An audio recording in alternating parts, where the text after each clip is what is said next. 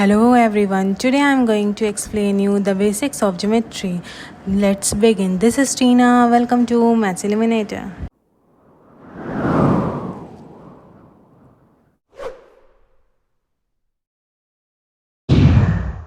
Let's see what are the basic concepts of geometry. So I am going to explain you about point, line, ray and line segment. What is point? A point shows an exact location. It has no length, breadth and height. It is the basic unit of geometry. Now what does it mean? It means a point denotes the location of something on a plane. Plane is a flat surface. Point is denoted by a dot. हम एक dot को place करते हैं plane पे और उसे एक letter से नेम देते हैं, वो पॉइंट कहलाता है. ठीक है, और ये ही सबसे बेसिक यूनिट होता है, फर्स्ट यूनिट होता है ज्योमेट्री की. और जो भी हम ड्रॉ करेंगे वो एक पॉइंट से ही स्टार्ट होगा, इसलिए एक बेसिक यूनिट है. See this is called a point और it's name is A. Let's see what is line. A line has no endpoint. It extends on both sides. It has arrowheads on both sides. Its symbol is this.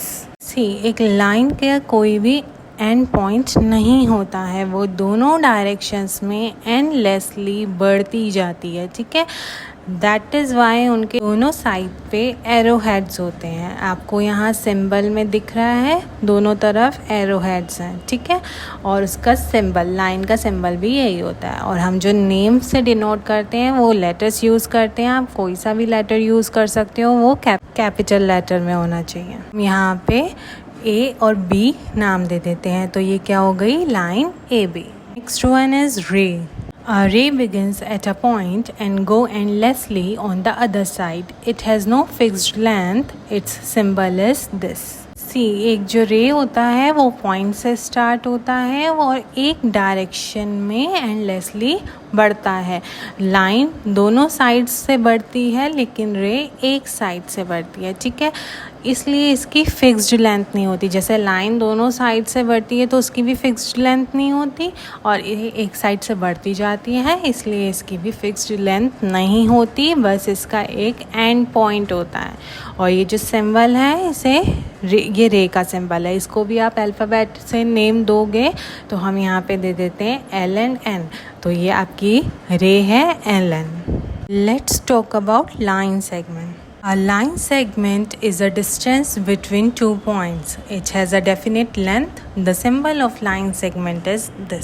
So line segment की एक particular length होती है, like 2 centimeter, 3 centimeter and so on. ठीक है, 2 end points होते हैं क्योंकि एक particular length होती है और उसका symbol just एक line ड्रॉ हुई होती है, उसे line segment कहते हैं.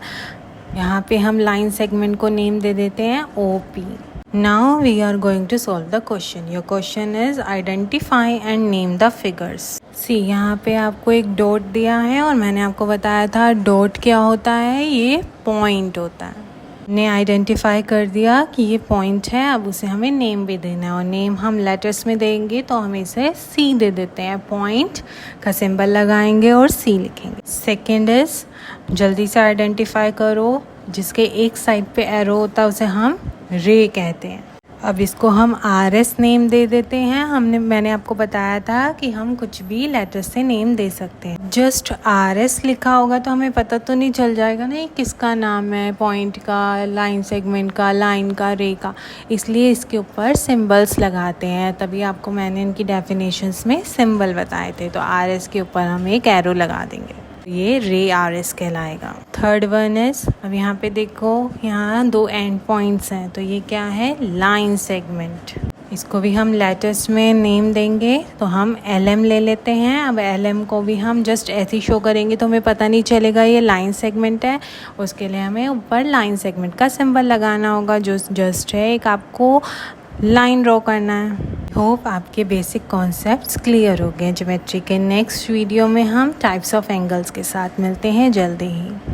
Don't forget to like, share and subscribe. Bye bye.